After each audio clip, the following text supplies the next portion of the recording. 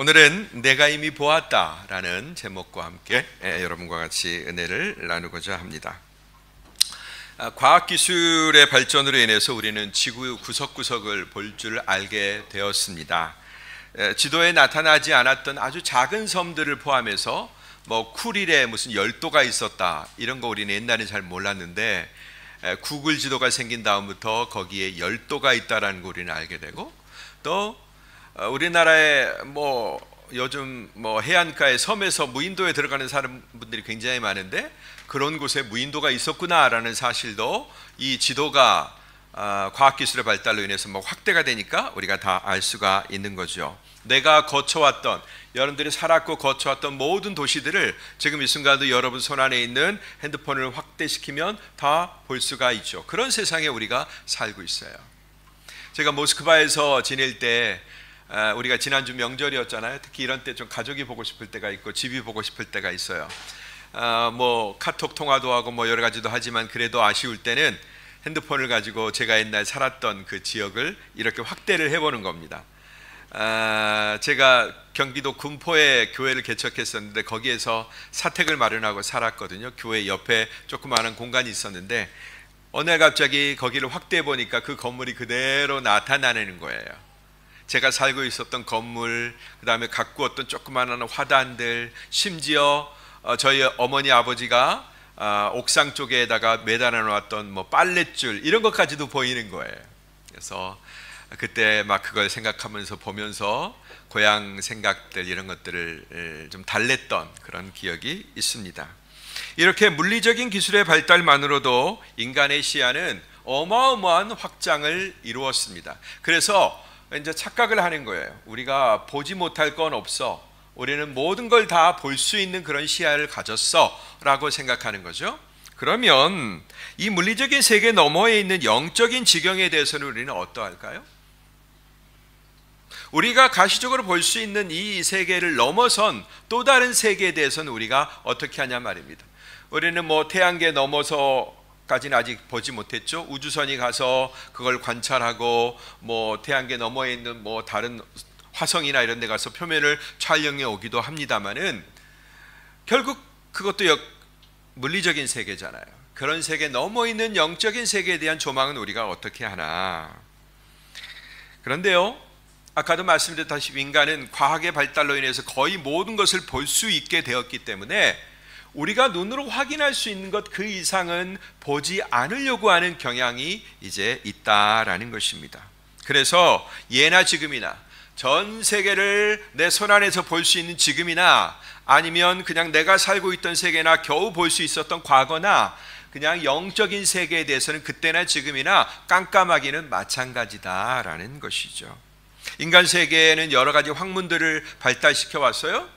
그 세계만 들어가도 얼마나 깊은지 모릅니다. 수학, 그 세계 들어가면 어마어마한 깊은, 들어가면 들어갈수록 어마어마한 질서와 조직들이 그 숫자 가운데 있는 것을 보게 돼요. 그게 모아진 과학, 그건 더하죠. 과학 세계 가운데 있는 물리학, 이것도 더 복잡다단하죠. 그래서 천체까지 잴 수 있고 지구를 둘러싼 대기권을 벗어날 때 얼마의 힘이 필요하고 이 모든 것까지도 인간은 다 계산해낼 수 있게 된 것입니다. 정말로 천지개벽이죠. 그러면 우리는 영적인 세계에 대해서 보고 있고 알고 있나라는 것입니다. 오히려 옛날에 자기 동네밖에 못 봤던 그 시절보다도 오히려 우리는 영적인 안목에 대해서는 더 퇴화되었는지도 몰라요. 왜요? 물리적인 세계를 너무나 확실히 들여다보고 있기 때문에 그 세계가 전부인 줄 그렇게 알고 있다라는 것입니다. 그러나 영적인 세계는 존재하지 않을까요? 아니요. 분명히 존재하는 그런 세계입니다. 그러면 그 세계를 우리가 어떻게 볼 수 있습니까? 구글 어스를 가지고 볼 수 있습니까? 어떤 것 갖고 볼까요? 바로 그 세계는 자기 세계를 열어 보여주시는 하나님의 계시에 의해서 가능합니다. 계시라는 것이 보여주다라는 의미거든요. 펼쳐주다라는 그런 의미입니다. 하나님께서 자기 세계를 우리에게 펼쳐주셔야만 볼 수 있는 세계가 영적인 세계다라는 거예요. 여러분, 지금 우리가 원하면 세계 곳곳을 다 들여다볼 수 있지만, 그러나 여러분, 친한 사람이라 할지라도, 밖에서 만난 우리 옆에 있는 사람이라 할지라도 그 집에 가보셨나요? 그 집에 장롱을 열어보셨나요? 그 집에 찬장을 열어보고 냉장고를 열어보셨나요? 그 주인이 웰컴하면서 환영하면서 받아들이고 아무런 격의 없이 자기를 완전히 개방해 준다면 우리는 볼 수 있겠죠. 그러나 아무리 우리가 다 볼 수 있는 과학적인 세상에 살고 있다 할지라도 개방해 주지 아니하고 문을 열어주지 아니하면 우리는 그 집에 숟가락이 몇 개인지 베개가 몇 개인지 이불이 몇 채인지 도무지 알 수가 없는 것입니다. 그런 것처럼 하나님의 세계도 하나님께서 열어주셔야 볼 수 있는 세계다. 하물며 많은 학문들이 있지만 철학, 더 나아가 신학, 하나님을 연구하는 학문이죠. 그 신학도 이제 어떤 습관이 돼버렸어요? 영적인 분을 영적인 안목으로 바라보려고 하지 아니하고 저 영적인 분을 이 육적인 안목으로 바라보려고 하기 때문에 주어진 정보 안에서 하나님을 해석하려고 하고 하나님의 말씀을 해석하려고 한단 말이에요. 보이겠어요? 안 보이겠어요? 안 보이죠. 요즘에 신학의 방향도 그렇게 가고 있다라는 거예요. 하나님이 점점 보이지 않도록, 안 보이도록 인간이 확보한 재료와 데이터에 의해서만 하나님의 말씀을 알려고 한단 말이죠. 이런 혼란 가운데 우리가 살고 있습니다. 많은 사람들이 그렇게 시야가 닫혀 있는데 주님은 그 세계를 열어 보여주시기 원하는 거예요. 8장에 보았던 그 많은 논쟁들이 바로 주님이 보았던 세계를 보여주시기 위함입니다. 9장에 나타났던 사건도 바로 그거예요. 한 사람의 시야를 하나님이 어떻게 열어주시는지, 우리 예수님이 그 육적인 시야, 영적인 시야 다 닫혀 있었던 사람의 시야를 어떻게 열어주시는지를 말씀하고 있는 성경이 바로 요한복음 9장이 되는 것입니다. 이제 누군가 찾아와서 보여줘야 보이는 그 가시적인 세계가 어떻게 한 사람에게 확보될 수 있었는지를 우리가 살펴보도록 하겠습니다. 예수님은 지금 일부러 버림받은 사람들, 아주 일부러 의도를 가지고 그 사람을 찾아가셨습니다. 이유는 뭐냐면 바로 새로운 세계를 보여주시기 위함입니다. 또한 그 사람이 만났던 그 사람과 예수님이 벌써 만나셨죠? 그 모든 과정이 바로 이 세계를 보여주기 위함인 것을 우리에게 알려주고자 하시는 거예요. 여러분, 9장에서 실로암에서 주님을 만났던 그 사건은 단지 실로암에 가서 눈을 씻었더니 맑아졌다, 여기서 끝나지 않죠. 주님께서 그 모든 사건과 사건 이후에 일부러 그분을 가서 만난단 말이에요, 그 사람을. 그러니까 이 이전에 있었던 모든 사건은 바로 이 만남을 위해서, 지금 우리가 읽은 이 본문의 만남을 위해서 만들어졌던 사건인 것을 우리가 알게 됩니다. 우리는 실로암에만 주목합니다. 눈을 떴다는 사실에 주목합니다. 그러나 주님은 그 다음 목적이, 그 다음 스텝이 있는 거예요. 더 중요한. 오늘 그것을 바라보게 됩니다. 35절, 36절 말씀을 함께 보도록 하겠습니다. 시작. 예수께서는 바리새파 사람들이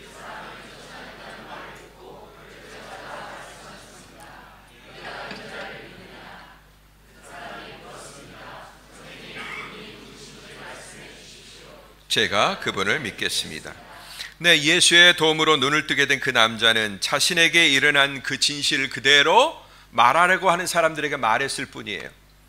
자기가 눈을 떴다라는 사실을 확인하려고 하는 사람들에게, 당국자들에게 자기에게 일어난 사실을 액면 그대로 말했을 뿐이에요. 그런데 그 말한 결과는 너무나 이해하지 못할, 받아들일 수 없는 그런 사건이 벌어졌습니다. 그 일로 인해서 그 사람은 자기가 발을 딛고 살아가던 그 사회, 그 공동체로부터 쫓겨난 거예요. 얼마나 여러분 당혹감에 사로잡혔을까요? 얼마나 황망할까요? 네, 바로 근데 그때 누군가가 찾아와서 그에게 말을 건넵니다. 쫓겨나 버렸어요. 내가 살아가야 되는 세상, 몸을 부딪히며 살아가야 되는 그 세상에서 내가 내침을 당해버렸단 말이에요. 얼마나 여러분 당황스럽겠어요. 근데 그때 호련히 어떤 분이 다가오신단 말이에요. 내가 인자를 믿느냐, 이런 음성과 함께 그에게 다가오십니다. 네가 인자를 믿느냐. 이 인자란 The Son of Man, 사람의 아들이라는 뜻이에요. 예수님께서 자기 자신을 가리키실 때 인자라는 표현을 이렇게 쓰셨어요. 그때 이 사람이 대답합니다. 선생님, 그분이 누구신지 제게 말씀해 주십시오. 이렇게 얘기하는 것을 보게 됩니다. 여러분, 이 사람이 사실 예수님을 처음 만난 게 아니죠? 지금 두 번째 만나고 있는 겁니다. 처음 만났을 때 예수님이 그 눈에 예수님의 타액과 진흙을 이겨서 눈에다 발라주셨어요. 그리고 실로암으로 가서 씻으라. 그 만남 이후에 그 사람은 더듬거리면서 동네를 내려가서 맨 예루살렘 아래쪽에 있는 실로암에 가서 눈을 씻었단 말이죠. 그리고 비로소 볼 수 있게 되었어요. 처음에 예수님을 만난 그때는 예수님이 치료를 해주셨지만 그러나 과정 가운데 있었기 때문에 아직 예수님을 알아보지는 못했습니다. 예수님이 계시지 않았던 실로암에 가서 그는 보게 된 거예요. 그리고 나서 지금 예수님을 만나니까 누군지 모르는 거죠. 네. 그러나 그는 아직 예수님이 자기 앞에 있는 그분이 자기의 눈을 뜨게 해주신 분이라는 사실을 아직 인식하기도 전에, 내 믿음의 대상을 내 눈앞에서 확보하기도 전에 뭐라고 고백하죠? 제가 그분을 믿겠습니다. 이렇게 고백하는 거예요. 여러분, 이 시간적인 배열을 우리가 유의 있게 보셔야 돼요. 지금 이 사람의 눈에 자기의 눈을 뜨게 해주신 분이 딱 보이고 그분을 알아보고 이분이다 라는 생각이 딱 들어서 제가 당신을 믿겠습니다 라고 얘기한 게 아니라, 그분이 누구인지 아직 모르는 상태예요. 그러나 이미 마음의 결정은 내려졌어요. 제가 그분을 믿겠습니다. 이렇게 얘기한다라는 거죠. 여러분, 그리고 나서 어떤 일이 벌어졌을까요? 네, 예수님이 목적하셨던 또 다른 세계, 진실을 보여주시는 그 일이 이루어지는 것을 우리가 확인할 수 있습니다. 또 다른 눈을 뜨게 해주시는 장면을 볼까요? 37절, 38절 말씀을 같이 읽겠습니다. 시작. 예수께서 말씀하셨습니다. 내가 이미 그를 보았다.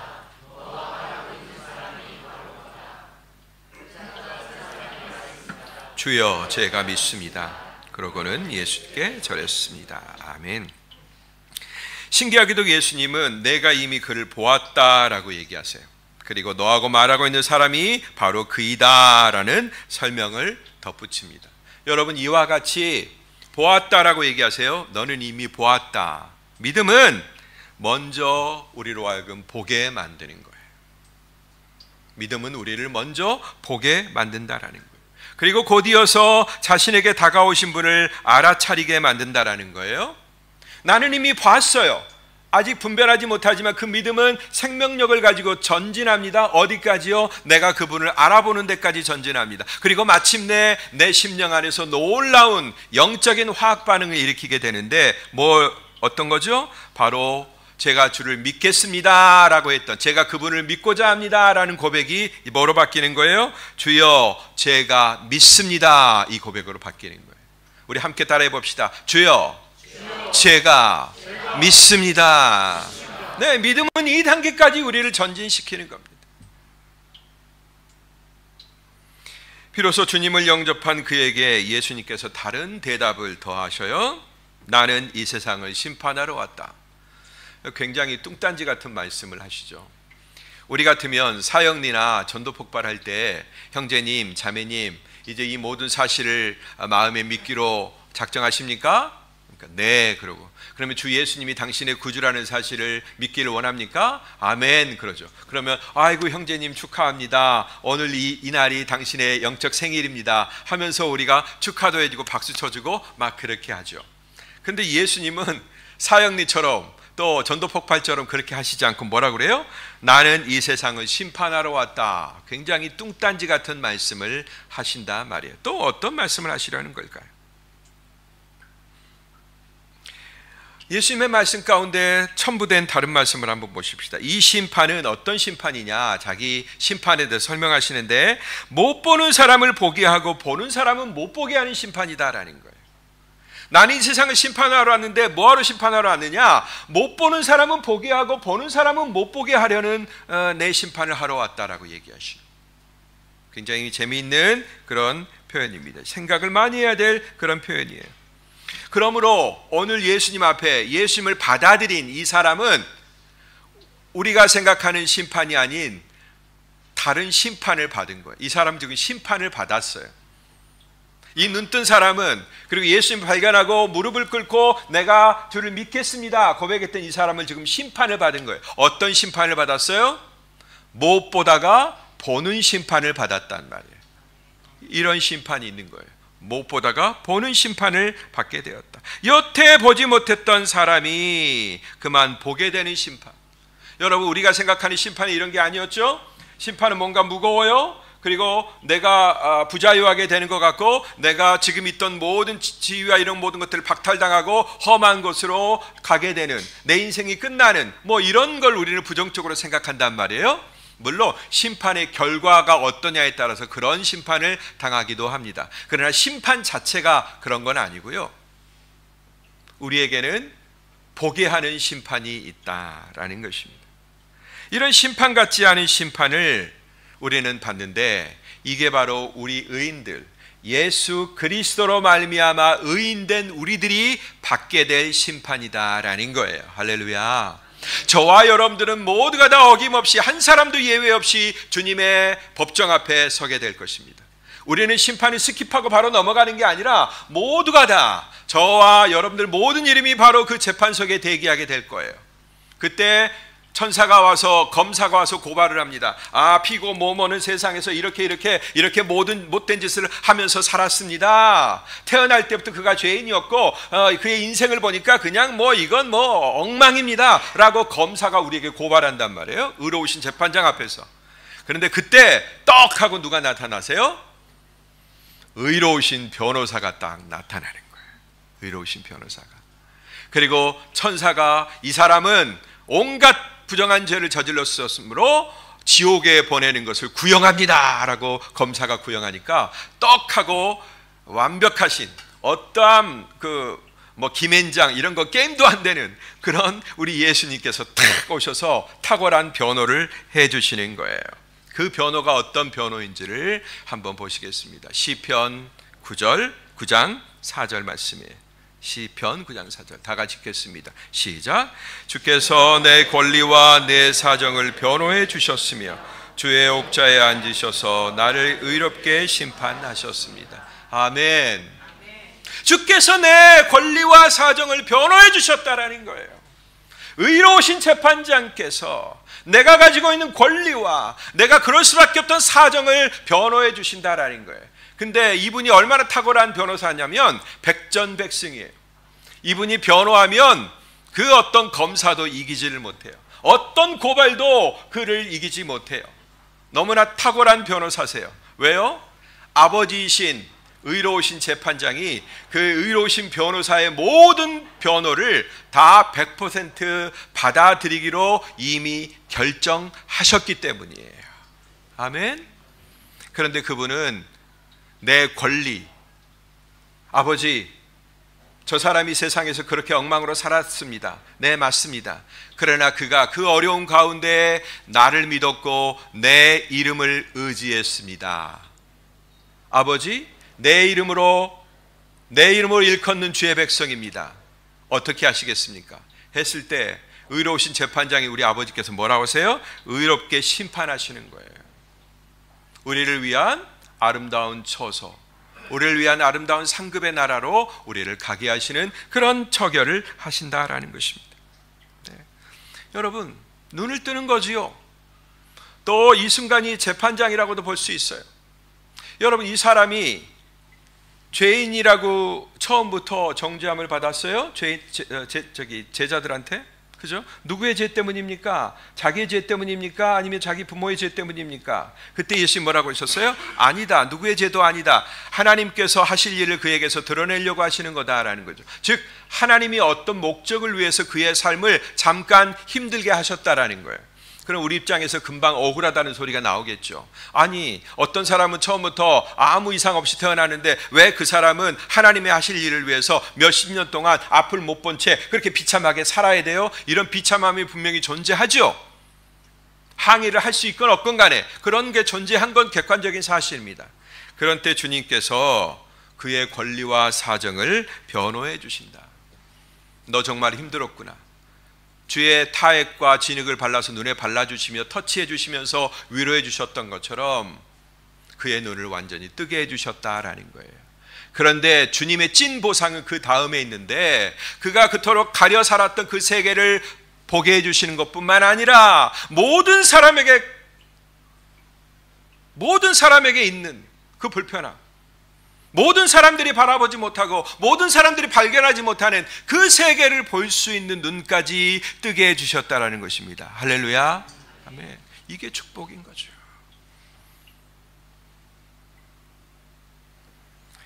그런데도 거기에는 이 심판이 옳다라는 사실을, 이 심판은 너무나 정당하다라는 사실을 인정하지 못하는 이들이 아직도 버티고 있었어요. 40절, 41절 말씀, 40절 말씀만 함께 보겠습니다. 시작. 이 말씀을 듣고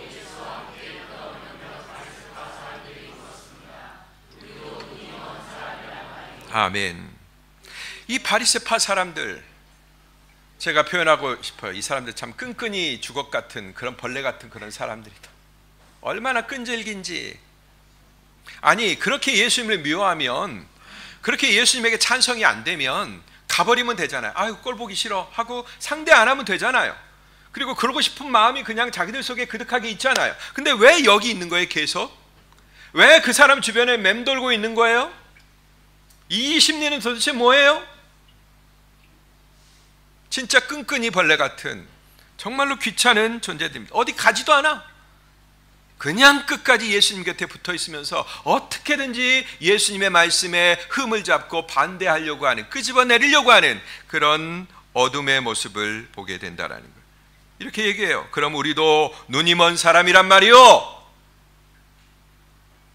정말로 우리도 눈먼 사람이란 말이요. 이 죄인처럼, 죄로 범벅이 되어 있는 이 사람처럼 우리도 눈이 먼 사람이란 말이요. 이렇게 얘기를 하는 거예요. 여러분, 어떤 영화 감독이, 크리스찬 영화 감독이 만든 그 선교 미션인가요? 무슨 영화에 그런 장면이, 이게 넌픽션 영화예요.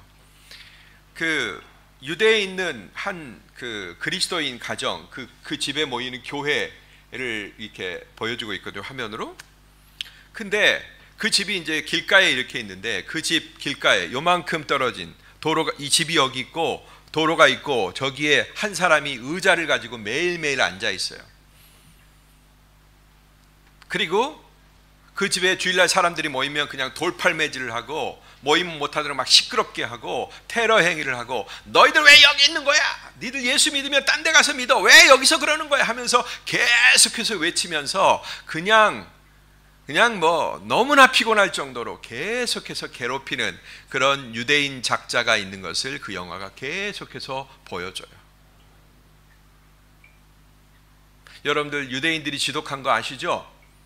옛날에 소설, 중세 소설 가운데도 그런 게 나오잖아요. 베니스의 상인 뭐 이래가지고 유대인들이 굉장히 좀 미움을 받는 그런 모습들이 나오는데, 뭐 그들이 억울한 측면도 물론 있죠. 근데 그럴 만한 이유도 또 있어요.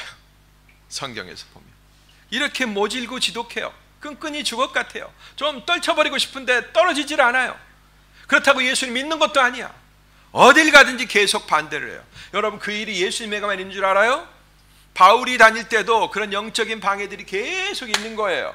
점치는 듯이 귀신 들린 여종이 막 쫓아다니면서, 또 유대인의 무리들이 계속 그를 쫓아다니면서 그가 바울이 하는 사역들을 계속 회방하고 반대하는 것을 우리는 사도행전 역사를 통해서도 볼 수 있습니다. 단지 유대인들이 끈끈이 주걱이 아니라 주를 불신하는 세력들, 사단의 아들, 딸들, 이런 세력들이 그렇게 하는 것입니다. 어디 안 가요. 그리고 우리도 눈먼 사람이란 말이요. 왜 멀쩡하게 눈뜬 사람을 눈먼 장님이라고 그렇게 얘기하는 것이요. 그들은 자신들이 보지 못한다라는 사실을 죽어도 죽어라고 인정할 수 없었다라는 것입니다. 너무나 고집스러운, 무서운 이 착각. 여러분, 착각은 자유라고 말하죠. 그러나 여러분, 순간적인 착각은 자유인지 몰라요. 근데 계속되는 착각은 자유가 아니에요. 주변에 있는 사람들 굉장히 힘들게 하죠. 근데 이들의 착각은 너무나 고집스러워요.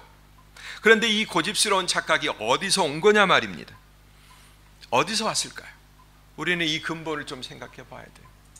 왜 이토록 유대인들의 마음 상태가 지독하게 되었을까? 그렇게까지 지독해도 되나 싶을 정도로 이렇게 돌멩이처럼 단단하고, 그냥 뭐 안 듣는 정도면 괜찮겠는데 적극적으로 반대하며 끝까지 반대하며 물고 늘어지는 이런 지독스러움이 도대체 어디서부터 출발했을까?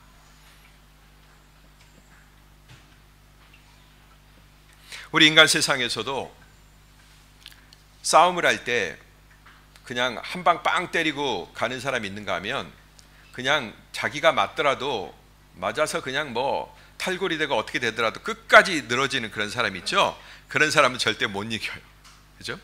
지독하거든요. 이걸 독하다고 그러거든요. 독하다고. 이런 독함이, 이런 독이 어디서 나오냐 말이에요. 그것은 바로 이겁니다. 나는 죄가 없어. 나는 무죄해. 바로 이런 상태로 자신을 지탱하려고 하는 그런 욕망이에요.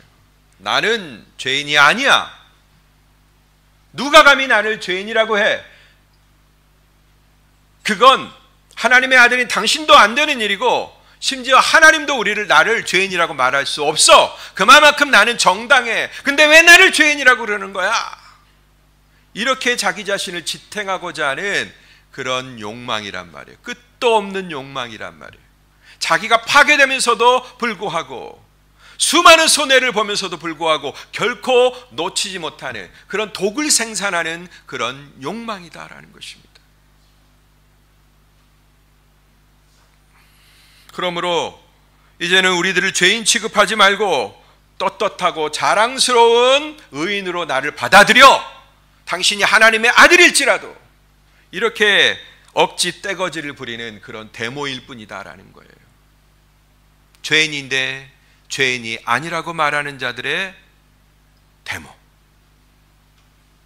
이게 바로 지금 현재 말씀 속에서 유대인들이 보여주는 그런 모습이다라는 것입니다. 이처럼 영적인 눈이 완전히 멀었지만 그 엄연한 사실을 부정하고 끝까지 부정하는 그 사람들, 그 모습을 보고서 예수님이 말씀하십니다. 이렇게요. 너희가 본다고 하니, 너희가 다 보는 멀쩡한 눈을 가지고 있다고 하니 너희 죄가 그대로 남아있다. 내가 보기에 너희들은 멀쩡하지 않은데 나는 멀쩡해요 라고 고집하니 너희들의 아픔이 그대로 남아있는 거다.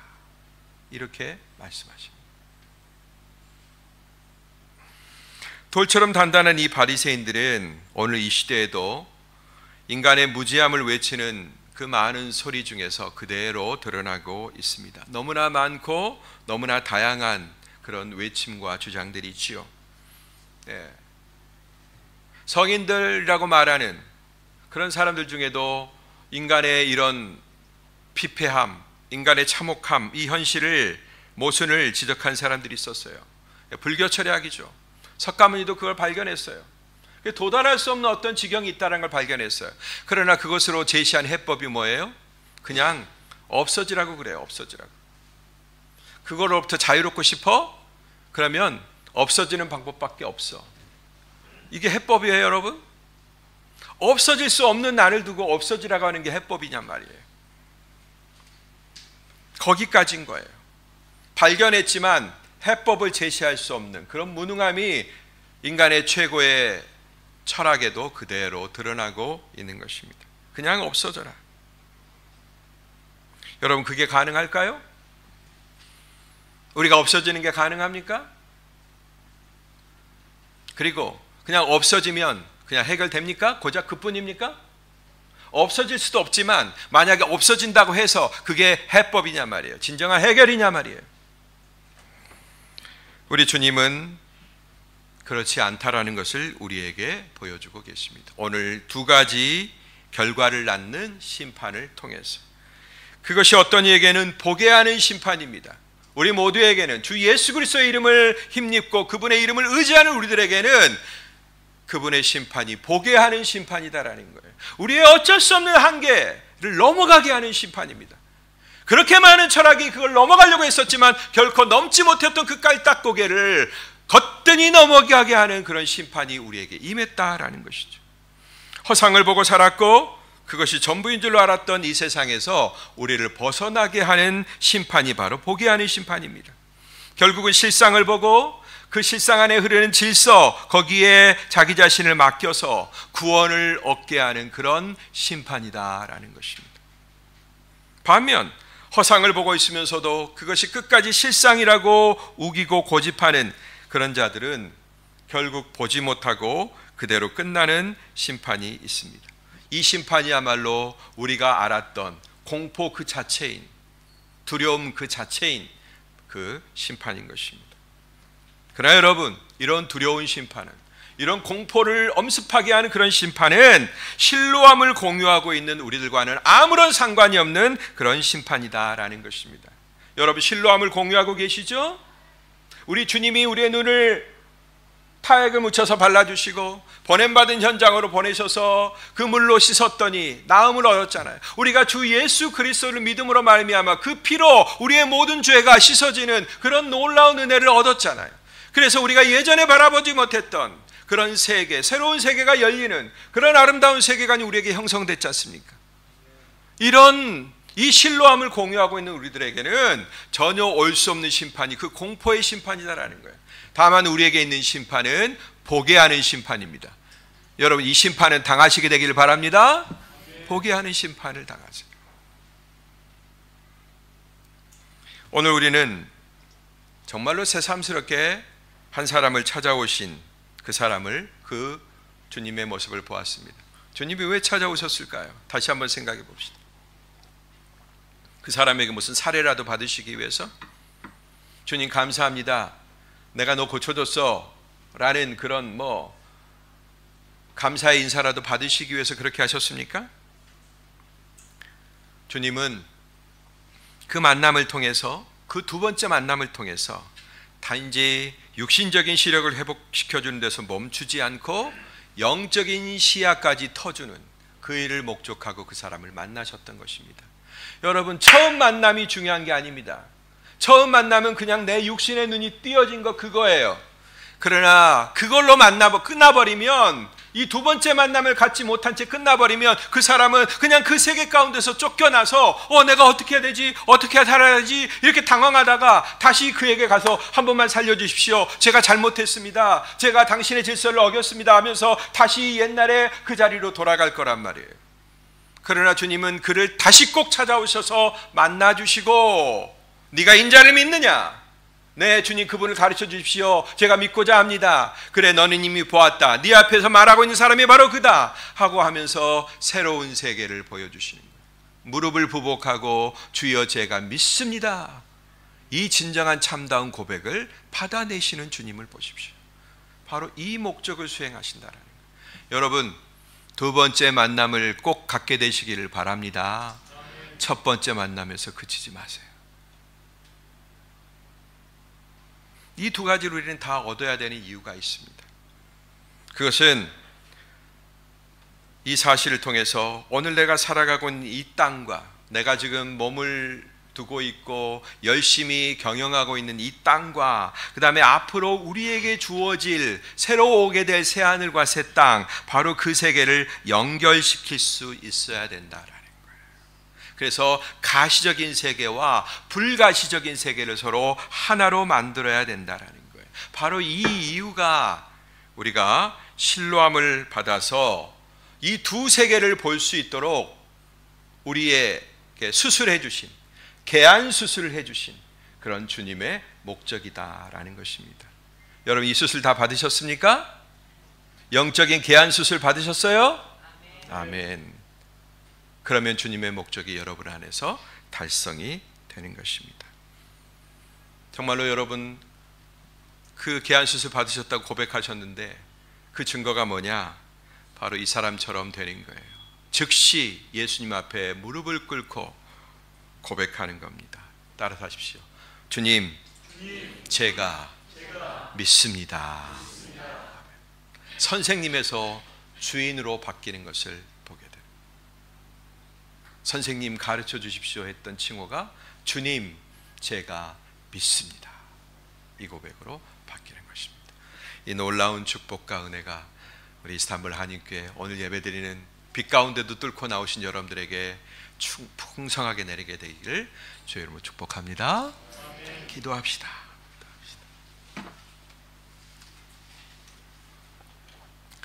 오늘 우리가 요한복음 9장을 다시 한번 되새겨 보기를 원합니다. 요한복음 9장의 목적은 바로 이 일을 위해서 우리에게 주어진 겁니다. 단순히 불쌍한 한 사람의 눈을 뜨게 해주어서 사람답게 살게 해주는 거기에서 그치는 것이 아니라 정말로 아무나 뜰 수 없는, 뜬 사람을 찾기가 너무나 어려운 그런 두 번째 세계를 보게 하시려는 그런 주님의 계한 수술을 위해서 그 사람을 다시 만나시는 그 장면까지 9장이 나아가고 있습니다. 여러분은 9장을 어디까지 읽으셨습니까? 실로암에서 그 사람의 눈이 뜬 것 너무 좋고 감격해서 거기서만 멈추셨습니까? 그렇다면 이제 그 사람을 새삼스럽게 만나시는 주님을 보셔야 합니다. 마찬가지로 이 땅에서 여러분들이 살아갈 권리와 능력을 얻기 위해서 도와주시는 주님만을 갈구했습니까? 네, 만나 주실 겁니다. 반드시 만나길 바랍니다. 그러나 그 이후에 새로운 세계, 두 세계를 하나로 만들 수 있는 그런 능력을 우리에게 구비시켜 주고자 하시는 그 주님을 만나시는 그런 소중한 요한복음 9장이 여러분들에게 되기를 축복합니다. 우리 합심해서 주님이 깨닫게 해주신 것을 가지고 함께 기도했으면 좋겠습니다.